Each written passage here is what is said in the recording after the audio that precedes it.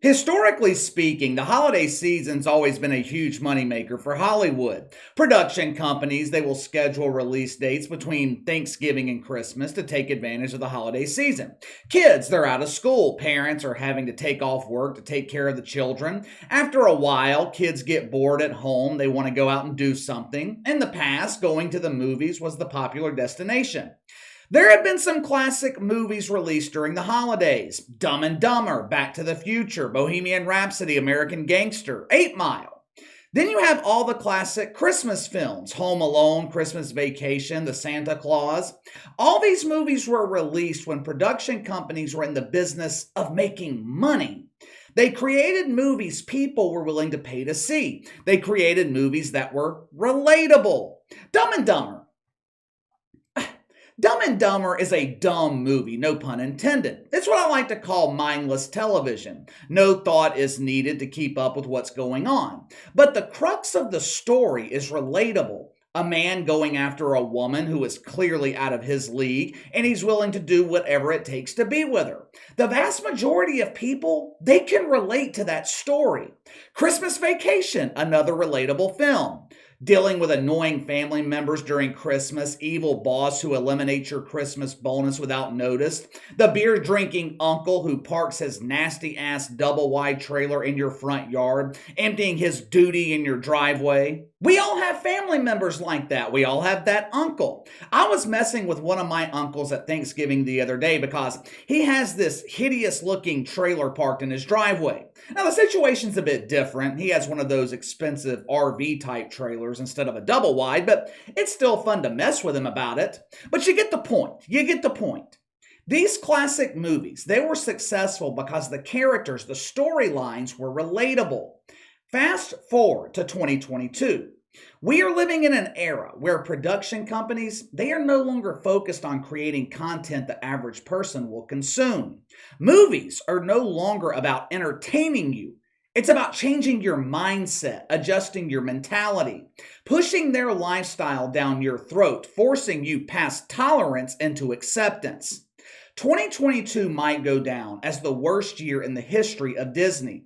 Disney's kind of emulating the NBA. During the regular season, the NBA rarely generates headlines for anything that happens on the basketball court. The biggest story so far this season, it's not the Lakers sitting near the bottom of the Western Conference. It's not the dominance of the Boston Celtics, who are the best team in the league at this point. It's not even close. The media, they're not talking about Donovan Mitchell reviving the Cleveland Cavaliers. What's the biggest story in the NBA so far this season? Kyrie Irving and the media trying to label him anti-Semitic, which has absolutely nothing to do with the game of basketball.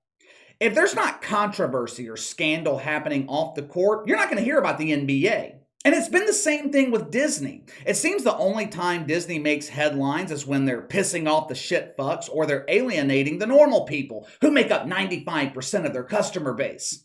It takes a special talent, a unique talent, to be able to piss off both normal people and birthing persons at the same time. Earlier this year, Disney managed to do just that. When Ron DeSantis signed legislation in Florida making it illegal for purple-haired kindergarten teachers to teach kindergartners about the ecstasy of transitioning, Disney found themselves stuck in the middle. The company had donated money to fund the legislation, or at least support the legislation. When certain employees at Disney found out about it, they protested by refusing to use company-provided restrooms and began utilizing their more natural habitat for that process, which is the rug at the front door. Instead of Disney CEO Bob Chapek standing up to the bullshit, he grabbed the arms of his office chair and begged his employees to go easy with the cucumber. Instead of standing up to his lunatic employees, Bob Chapek, he decided to go to war with Ron DeSantis. A war which he immediately lost when Ron DeSantis revoked Disney's tax privileges. Perhaps that's the reason Bob Chapek is no longer the CEO at Disney. It was announced earlier today, Bob Chapek, he would be stepping down as CEO. Translation, he got fired. The firing of Bob Chapek comes on the heels of another disastrous weekend for Disney. Day before Thanksgiving, Disney released their newest film, the heavily promoted Strange World. Like all Disney films, this movie was produced for kids. It's a cartoon. Has some A-list celebrities in it, along with some A-list shitfucks brought in for the voiceovers. Jake Gyllenhaal is the voice of Searcher Clade, one of the main characters in the film. Dennis Quaid, Lucy Liu, also in the movie. Strange World, also the return to the big screen for one of our favorite birthing persons here on the channel. She is a strong ally for all the causes of shitfuckery. Pick your poison. Mythical racism, she's got you covered. Taste the rainbow, she provides the spoon. Puberty blockers for prepubescent boys. She works on that cause with Megan Rapinoe, helping all young boys who aspire to hatch eggs with a Sue bird to realize their dream. Of course, I'm talking about Gabe, the husband of Dwayne Wade. Gabe Union plays the role of Meridian Clade in the movie, who is described as a natural leader. Smart move by Disney to cast Gabe Union in this film. For the first time in history, a Disney-produced film featured a main character that was an LGBT teenager. As you guys know, Gabe has plenty of knowledge and experience in this area. She managed to successfully convince Dwayne Wade's son that he was actually Dwayne Wade's daughter. That's no easy task. I know kids are naive, I know they're easily manipulated. But when I was 10 years old, I don't think some strange woman who was trying to marry my dad could have convinced me that I was actually a girl. Disney spent somewhere between $150 and $180 million to produce Strange World. Tens of millions of dollars were spent promoting the film. Last Wednesday, the day it opened in over 4,000 theaters across America, the movie grossed $4 million. If my math is correct, that comes out to around $1,000 per theater. With the average movie ticket costing $10, this means in every city in America, only about 100 people bothered to show up to see this movie. But KC, it was the day before Thanksgiving. People were busy with the holiday. There were turkeys to stuff, woke wieners to grill, cucumbers to insert. I am sure the movie performed better the rest of the weekend. Oh yeah? Yeah? Over the 5-day holiday weekend, Strange World grossed just $24 million. So yes, it did perform better during the final 3 or 4 days. Disney was able to gross an extra $1 million a day.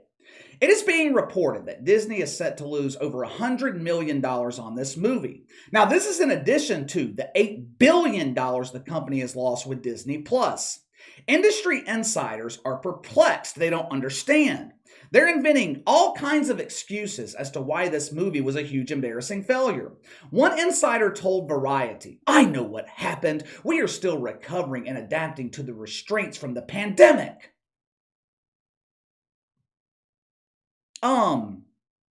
What pandemic? What pandemic are we talking about? Did Fauci launch another tour across America? Did I miss the memo? Last I heard, the lizard was getting ready for retirement, assuming his place in the woke dungeon right next to Max Kellerman. I didn't know he was making a triumphant return.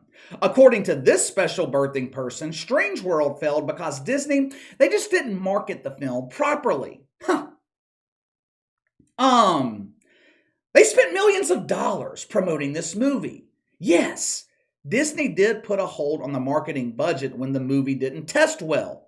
That's what smart businesses do. They're not going to continue spending millions of dollars on a movie people aren't going to watch. He also claims Disney will use the LGBT character as an excuse to never put rainbow representation in another one of their movies. Which leads me to the reason this movie failed. What is the target audience for Disney? It's not 38-year-old KC. It's not 16-year-old Garfield. Garfield's not watching Disney movies. He just got his driver's license. He's driving around town looking for his emotional support cat. Disney content is geared towards children between the ages of 5 and 12. Maybe kids in their early teenage years are still watching Disney movies, but for the most part, Disney content is made for young children.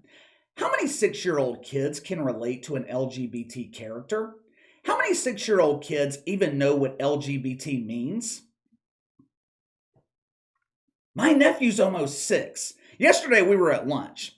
I asked him if he has any girlfriends at school. He proudly tells me, I got 2 girlfriends. So I'm like, oh yeah? Well, do you guys hold hands? Do you guys kiss on the playground? You know what his response was? Ew, I don't kiss girls. He's 6 years old. He has no fucking interest in sexuality, whether it's heterosexuality or homosexuality. He doesn't have any interest in it. Strange World did not flop at the box office because America is some evil homophobic country. Strange World flopped at the box office because the movie doesn't relate to kids, the target audience. Don't take my word for it. Check it out for yourself. Production companies. These production companies, they continue creating content that is meant to propagandize you instead of entertain you. A couple of months ago, we talked about the movie Bros bombing at the box office. Disney had another film this year that was full of propaganda, and it bombed at the box office too. Can't remember the name of it right now, but we talked about it here on the channel. But just like Patrick Bet-David said, they have forgotten who the paying customer is. Some parents no longer allow their kids to watch anything Disney related. The company has completely ruined its reputation. But look at what is succeeding right now in entertainment. The NFL, who constantly teases the woke bongo but never fully commits to insertion. When you watch the NFL on Sunday, it's football and nothing else. Earlier this year, Top Gun grossed nearly $2 billion, a movie that celebrates America instead of shitting on it. Yellowstone, a television series about real men, or what the media calls toxic masculinity. Now compare those with the constant failures. Bomani Jones, CNN, Tiffer the Bongo Sniffer, the WNBA, Bros, Disney propaganda films. What do they all have in common? A complete lack of authenticity and a complete lack of relatability. But what the hell do I know? I don't have kids. You tell me. You give me the reason Strange World flopped at the box office. All my parents out there with young children, do you allow your kids to watch Disney?